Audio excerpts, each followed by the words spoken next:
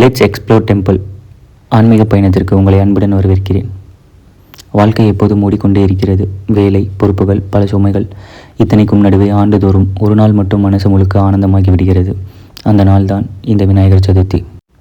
முழு முதற் கடவுள், தடைகள் நீக்கும் கருணை வடிவம், மனசுக்கு அமைதி தரும் ஆசான், குடும்பத்தோடு பகிரும் அன்பு, இவையெல்லாம் ஒன்றாக சேர்ந்த நாள்தான் விநாயகர் சதுர்த்தி. இந்த புனித நாளில் நான் எப்படி பக்தியோடு கொண்டாடினேன் என்பதை உங்களுடன் பகிர்ந்து கொள்ள விரும்புகிறேன். சதுர்த்தி தொடங்குவதற்கு முன்னாடியே மனசில் ஒரு புது ஆவல் இருக்கும். வீட்டை சுத்தம் பண்ணும்போது இது புனிதமான நாள், வீடு எல்லாமும் நல்ல ஆற்றலோடு இருக்கணும்னு மனசு நினைக்கும். மண் கொண்டு செய்யப்பட்ட விநாயகர் சிலையை கொண்டு வந்து அதை அலங்கரிக்கும் போது அது ஒரு சிலை அல்ல, அது நம்முடைய நம்பிக்கையின் உருவம் போல தோன்றியது. மலர், தீபம், பழங்கள் எல்லாவற்றிலும் ஒரு புனிதமான பாசம் கலந்திருக்கும். குடும்பத்தினர் அனைவரும் சிரித்தபடியே சேர்ந்து செய்யும் அந்த நேரங்கள் வாழ்க்கையின் அழுத்தங்களை மறக்கும் தருணங்கள். யானை முகமுடைய பெருமான், அது சின்னமல்ல, அதன் பின் இருக்கும் ஆழமான உபதேசம் என்ன தெரியுமா? பெரிய காதுகள், நமக்கு கூறப்படுவதை கவனமாக கேளுங்கள் என்று சொல்லும். சின்ன கண்கள், வாழ்க்கையை ஒருமுகப்படுத்தி பாருங்கள் என்று நினைவூட்டும். நீண்ட தும்பிக்கை, நுட்பமான விஷயங்களையும் செய்வதற்கு திறமை தேவை என கற்றுக் கொடுக்கும். பெரிய வயிறு, வாழ்வில் வரும் நல்லதும் கெட்டதுமாகிய அனுபவங்களை எல்லாம் சுமூகமாக ஏற்றுக்கொள்ளும் நிலையை குறிக்கும். ஒரே தந்தம், உண்மை என்ற ஒன்றை வேதாந்த பொன்மொழியை எடுத்துரைக்கும். விநாயகர் சதுர்த்தி என்பது ஒரு குடும்ப நிகழ்ச்சி அல்ல, ஒரு சமூகம் ஒன்றிணையும் பண்டிகை. தெருக்களில் ஊர்வலம், ஒலிக்கும் பஜனைகள், குழந்தைகளின் சிரிப்பு, மக்களின் பக்தி, இதையெல்லாம் ஒன்றாக கலந்து ஒரு ஆனந்த கடலாக மாறுகிறது. இங்கு வருவது யார்? பெரியவர்களும் சிறியவர்களும், பணக்காரர்களும் ஏழைகளும், எல்லோரும் பிள்ளையாரின் முன் சமம். இதுவே விநாயகர் தரும் மிகப்பெரிய வாழ்க்கை பாடம். அனைவரும் ஒற்றுமையுடன் வாழ வேண்டும். சதுர்த்தி நாளில் உப்பு சுண்டல் செய்யப்படுவது வழக்கம். காரணம், விநாயகர் எளிமையான உணவையை விரும்புவார் என்று நம்பப்படுகிறது. கொண்டக்கடலை சுண்டல் மிகவும் பிரபலமானது. இது வலிமையும் சக்தியும் தரும். சுண்டல் செய்யும் போது தேங்காய் துருவல் சேர்ப்பது பக்தியின் பசுமையை குறிக்கிறது. கருவேப்பிலையை சேர்ப்பது நீண்ட ஆரோக்கியத்தை குறிக்கிறது. விநாயகருக்கு சுண்டல் அர்ப்பணிப்பது எங்கள் வாழ்க்கை எளிமையிலும் ஆரோக்கியத்திலும் நிலைக்கட்டும் என்ற பிரார்த்தனையாகும். பாயாசம், விநாயகரின் மற்றொரு பிரியமான நெய்வேத்தியம். பால், அரிசி, வெல்லம், சர்க்கரை, நெய் இவையெல்லாம் தூய்மை, வளம், இனிமை, ஒளி ஆகியவற்றின் சின்னங்கள். பாயாசம் இனிப்பு என்பதால் விநாயகர் அருளால் வாழ்க்கை இனிமையாய் நிறைய வேண்டும் என்ற எண்ணம் இதில் அடங்கியுள்ளது. பால், தூய மனம், வெல்லம், இனிய வார்த்தை, நெய், வளமான வாழ்க்கை, முந்திரி, திராட்சை, கல்வி மற்றும் தொழிலில் முன்னேற்றம்.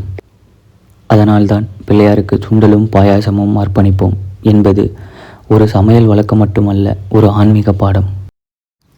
பிள்ளையார் வாழ்க்கையில் சமநிலையை கற்றுத்தருப்பவர். சுண்டல் எளிமை, ஆரோக்கியம், பாயாசம் இனிமை, செழிப்பு. இந்த இரண்டு நைவேத்தியங்களும் சேர்ந்து பக்தரின் வாழ்வில் எளிமையிலும் இனிமையிலும் நிறைந்த சமநிலையை ஏற்படுத்த வேண்டும் என்ற ஆழமான குறியீடாகும். இதையே ஒவ்வொரு வருடம் விநாயகர் சதுர்த்தியும் நமக்கு எடுத்துரைக்கின்றது. இன்று நாம் அனைவரும் கூடி பக்தியுடன் செய்யப்போகும் புனித வழிபாடு விநாயகர் சதுர்த்தி பூஜை. வாழ்க்கையின் அனைத்து தொடக்கங்களிலும் முதலில் வணங்கப்பட வேண்டியவர், விக்னகங்களை நீக்குபவர் நம் பிள்ளையார். ஆதலால் மனதை ஒருமுகப்படுத்தி பக்தியோடு இப்பூஜையில் கலந்து கொள்வோம். இன்று நாம் அனைவரும் மகிழ்ச்சியோடு விநாயகர் சதுர்த்தியை கொண்டாடுகிறோம். நம் பிள்ளையாரை அழகாக அலங்கரிப்பது இந்த விழாவின் முக்கிய பகுதி. முதலில் பீடத்தில் சுத்தமான துணியை விரித்து பிள்ளையாரை வைத்து அலங்கரிக்கிறோம். சந்தனம், குங்குமம் பூசி நம் பக்தியை வெளிப்படுத்துகிறோம். மலர்கள், மல்லிகை, செம்பருத்தி, ஆரளி, துளசி எல்லாவற்றையும் பிள்ளையாருக்கு பிடித்தவை. அவற்றால் மாலை சூட்டி அலங்கரிக்கிறோம். வேஷ்டி போட்டு அழகான குடை வைத்து ஆபரணங்களால் பிள்ளையாரை சிங்காரமாக அலங்கரிக்கிறோம். பிள்ளையாரின் அருகே வாழை இலை விரித்து பழங்கள், வெற்றிலை, பாக்கு, தேங்காய், நெய்வேத்தியங்கள், கொழுக்கட்டை, சுண்டல், பாயாசம், பொங்கல் ஆகியவற்றை வைத்து எங்கள் அன்பையும் பக்தியையும் அர்ப்பணிக்கிறோம். மேலும் பஞ்சமுக விளக்குகளால் திரி வைத்து எண்ணெயிட்டு அவருக்கு பஞ்சமுக விளக்கும் ஏற்றப்படுகின்றது. இவ்வாறு செய்யப்படும் பூஜை பிள்ளையாரின் அருளை பெற்றுத் தருவதோடு குடும்பத்திற்கும் ஆனந்தம், செழிப்பு, அமைதியையும் தருகிறது. இவ்வாண்டு நாங்கள் அனைவரையும் ஆரோக்கியமாக காத்தருளிய பிள்ளையாரே, எங்களுக்கு அருள் செய்ததற்கு நன்றி என்று மனதில் சொல்லுங்கள். முதலில் மனதை அமைதியாக வைத்து பிள்ளையாரின் முன் அமர்ந்து கொள்ளுங்கள். ஒரு தீபம் ஏற்றி மலர் வைத்து வணங்குங்கள். கல்வியில் சிறப்பு, தொழிலில் முன்னேற்றம், குடும்பத்தில் ஒற்றுமை, உடல் ஆரோக்கியம் ஆகியவற்றை வேண்டிக் கொள்ளுங்கள். தடைகள் அகன்று நல்ல பாதை அமைந்து வாழ்வில் ஒளி பெருகட்டும் என்று பிரார்த்தியுங்கள். எளிய வார்த்தைகளில் சொல்லுங்கள். விநாயகா, எங்கள் தடைகளை நீக்கி மகிழ்ச்சி, அமைதி, செழிப்பு எங்கள் குடும்பத்தில் நிலைக்கட்டும். அனைவரும் சேர்ந்து 3 முறை சொல்லுங்கள். ஓம் விநாயகா சரணம், சரணம் விநாயகா, ஓம் விநாயகா சரணம், சரணம் விநாயகா, ஓம் விநாயகா சரணம், சரணம் விநாயகா. பகிர்ந்து உண்ணுதல் என்பது தெய்வத்திடம் கிடைத்த அருளை எல்லோருடனும் பகிர்ந்து கொள்ள வேண்டும் என்ற உண்மையை உணர்த்துகிறது.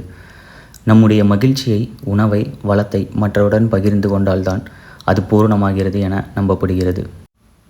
ஓம் ஸ்ரீ கணபதியே நமக என்று சொல்லி அடுத்த வருடமும் எங்கள் இல்லத்தில் அருள் வருகை தர வேண்டும் என்று பிரார்த்திக்கிறோம். பிள்ளையாரிடம் நன்றி செலுத்துவது மிக முக்கியம். பாரம்பரியமாக ஆறு, குளம், கடல் போன்ற இடங்களில் கரைப்பது வழக்கம். நிச்சயம் இந்த வீடியோ உங்களுக்கு பல பயனுள்ள தகவல்களை அளித்திருக்கும் என நம்புகிறேன். மேலும் இது போன்று பல ஆன்மீக வீடியோக்களை காண லெட்ஸ் எக்ஸ்ப்ளோர் டெம்பிள் இந்த சேனலை மறக்காமல் சப்ஸ்கிரைப் செய்து கொள்ளுங்கள். இந்த வீடியோ பிடித்திருந்தால் உங்கள் உறவினர்களிடமும் நண்பர்களிடமும் ஷேர் செய்து கொள்ளுங்கள். உங்களுடைய கருத்தினை கமெண்ட் செக்ஷனில் பதிவிடுங்கள். நன்றி, வணக்கம்.